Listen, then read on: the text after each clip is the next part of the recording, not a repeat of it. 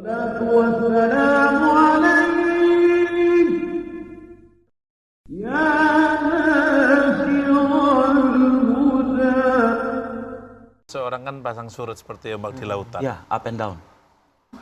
Bagaimana bagi orang-orang yang taat apabila dia itu sakit dan mau nggak bisa ibadah sholatnya, begitu dia menyesal sekali dengan sholatnya tersebut karena nggak bisa mau berjamaah. Apakah nanti orang sakit tersebut itu dosanya akan terangkat? Ma yusibul mu'min min nasabin wala wasabin wala saqamin wala syaukin. Susah hati, gundah gulana, panas demam, sakit, penderitaan. Hatta syaukin yashtakuha. Sampai duri yang menusuk tapak kaki. Illa kaffarallahu anhu biha sayyi'atuh. Allah menghapus dosanya dengan cara itu. Makanya kalau menjenguk orang sakit itu, jangan justru menyakiti hatinya. Ini kena laknat. Kan sudah dibilang. Sabar ya Pak. Mudah-mudahan semua dosa Bapak diampuni Allah Subhanahu wa taala. Nabi Ayub aja sakit, Pak. Apalagi kita. Dulu sebelum Islam orang juga sakit. Setelah Islam juga sakit. Jadi kalau begitu Islam tidak merubah penyakit. Enggak. Terus yang berubah itu apa? Cara pandang melihat penyakit. Sebelumnya mindset. Mind itu otak, set itu cara pandang. Bukan main otak, set setan. Mindset otak setan, bukan. Dulu orang melihat penyakit ini laknat, terkutuk. Setelah Islam datang, dengan sakitmu itu, mudah-mudahan Allah menyembuhkan. Tapi jangan gara-gara itu lalu nggak berobat. Kamu kenapa nggak berobat? Saya mau menghilangkan dosa saya dengan sakit ini. Karena berobat juga sunnah. Likulidain dawa. Setiap penyakit ada obatnya. Fatadau, berobatlah kamu. Ikhtiar berarti. Ikhtiar berobat, usaha. Ibadah ya. Ibadah juga. Jadi hidup ini ikut aja sunnah Rasulullah SAW. Ya bener aja. Ya iyalah. Aska, apa nih yang mau sampein lagi nih Kak? Ini Pak Ustadz, saya mau sedikit nanya. Banyak aja nanya. Banyak juga apa-apa. Kenapa sih kalau misal di bulan puasa ini justru orang jadi mudah lebih marah gitu? Apa itu Gula darahnya turun. Karena nasi nggak masuk, kue nggak masuk, gorengan nggak masuk, gula darah turun. Kalau gula turun, emosi naik. Bawaannya mau marah. Makanya kalau suami marah-marah itu jangan dilawan. Langsung aja kasih Suruh nasi, kasih makan udah aja. selesai. Begitu juga dengan istri, kalau dia marah jangan dilawan. Langsung aja kasih THR walaupun masih di awal Ramadan. Nah, jadi ketika gula turun, emosi naik, kita bisa nahan. Karena orang yang sedang puasa nggak boleh marah-marah. Ya. Ketika gula turun, emosi naik, bisa nahan. Apalagi dalam keadaan normal. Dalam nggak normal aja dia. Insyatamahu ahadun. Kalau ada orang yang caci maki, ngajak kelahi. Au qatalahu, ngajak kelahi. Faliyakul, dia mengatakan, ini so'im, saya puasa. Ini so'im, saya puasa. Datang orang ganggu Bang Raja. Kata Bang Raja, ini so'im. Berani kamu sama saya, Raja? Ini so'im. Habis buka, ku hajar. Berarti ditunda doang. Ditunda dong. Bang Raja. Masuk Pak Eko. Masuk Pak Eko. Silakan Pak Eko. Ayo Pak Eko. Kebetulan profesi saya supir antar kota, antar provinsi. Luar biasa. Akap. Nah, di saat saya pengen memperbaiki diri saya dari berpuasa itu kan ada berpuasa dalam pandangan, dalam berpuasa nahan lapar dan hati. Ya. Itu banyak sekali godaan di jalan Pak Ustadz. Pak Eko jangan nundukkan pandangan. Bahaya itu. Pak Eko harus nyetir, Pak Eko. Sayang busnya kalau ada apa-apa. Pak Eko nya nggak apa-apa. Bermacam-macam di jalanan ini banyak Godaan sekali. tuh ya. Termasuk godaan. Al-mu'min alladhi yukhalitun nasa. Seorang mukmin yang hidup berinteraksi sosial. Wa yasbir ala adhahum. Dan dia sabar menerima ujian ini. Khairun. Itu lebih baik. Jadi kalau ada orang yang dari mulai subuh sampai maghrib catatan matanya bersih karena dia tidur. Sedangkan Pak Eko antar kota, antar provinsi. Tapi dia tetap puasa. Maka pahala Pak Eko lebih luar biasa karena godaannya luar biasa. Rumah makan selama bulan puasa itu nggak tahu ya, kalau di tempat kami itu biasanya itu keluar rumah makan hantu. Kakinya kelihatan, wajahnya nggak kelihatan. Badannya nggak ada Ustaz. Tapi lagi makan itu di dalam Ustaz. Hah? Lagi makan itu di dalam. Nanti kalau saya bilang makan, Jangan saya seuzon. nggak mau Seuzon lagi. Pak Eko tetap terus jaga. La tatbi'it nazrata. Satu pandangan jangan disusul pandangan berikutnya.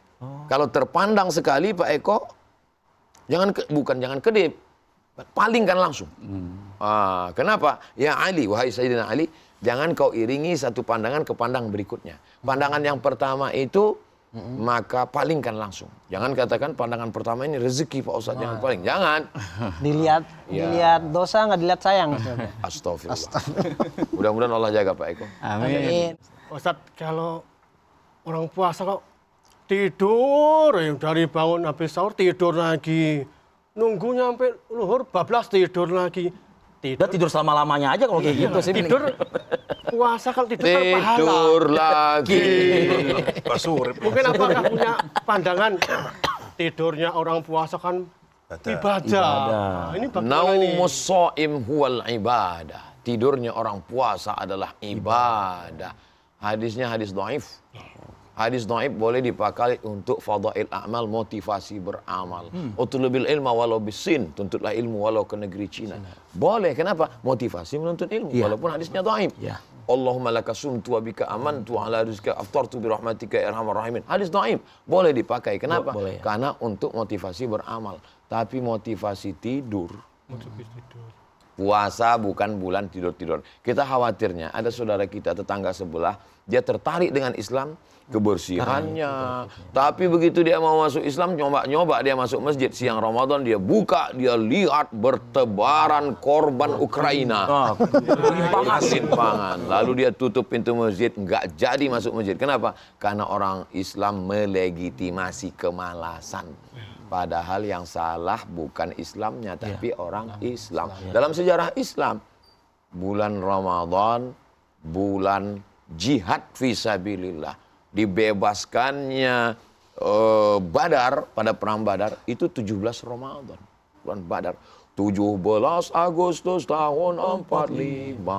Itulah hari kemerdekaan kita. Waktu menggerek bendera itu, 17 Agustus, bulan suci Ramadan.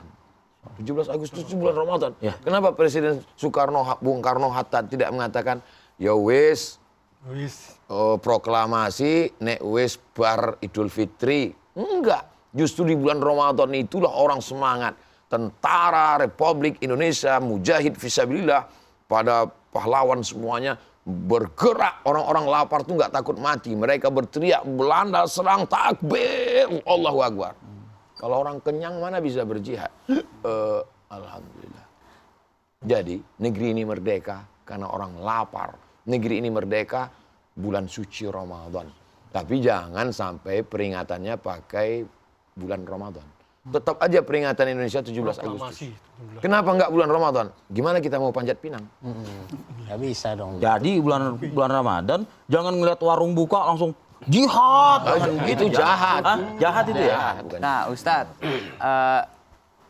namanya bulan Ramadan itu kan pasti banyak banget kan godaannya gitu, Ustadz. Ya. Nah, gimana cara agar kita bisa tetap fokus memperbaiki diri tanpa merasa minder gitu? Apalagi ada teman yang bilang, tumben berbuat baik, begitu. Tumben ya. Tumben sholat. Iya, tumben sholat gitu. Gimana itu, Ustadz? Sebetulnya hidup ini, Mas Azka, hidup ini nggak ribet.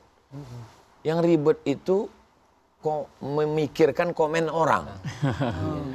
Kalau dulu yang komen cuma 4 orang, depan, belakang, kanan, kiri. Sekarang yang komen 4 juga, grup WhatsApp, Instagram, Telegram. Jadi semua kita lagi ini nih, tumben ngumpul dengan Ustadz. Biasanya Itu tadi ngumpul yang dengan tumben tadi itu, ya kan? Makanya Mas Azka fokus aja beramal, karena nanti yang ngejek-ngejek itu nggak nolong di alam kubur. Dia juga nggak bisa nolong di alam. Yang menolong itu siapa? Orang beriman yang akan saling tolong menolong, karena mereka nggak mau masuk surga sendirian. Makanya ada sapaan orang beriman. Dalam hadis sapaan yang panjang, ada syafaat Al-Quran, ada syafaat Nabi, ada syafaat malaikat, ada syafaat Allah, ada syafaat orang beriman.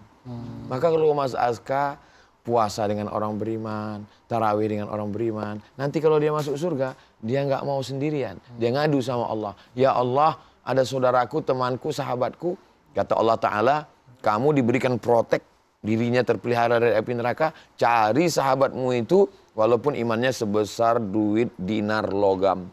Menyala imannya, dia tarik. Masih ada lagi ya Allah, tapi imannya nggak sebesar duit dinar. Cari, walaupun imannya sebesar biji sawi. Kecil, ditarik, diselamatkan. Jadi orang yang begini, jangan sampai kelahi juga gara-gara ini. Usaha untuk ngajak dia dengan bahasa Mas Aska. Jangan juga lalu Mas Aska berubah jadi ikut gaya Ustaz Somad gitu ketemu. Ya ayyuhalladzina kafaru. Biasa aja bro. Ya gimana lah bahasa Mas Aska.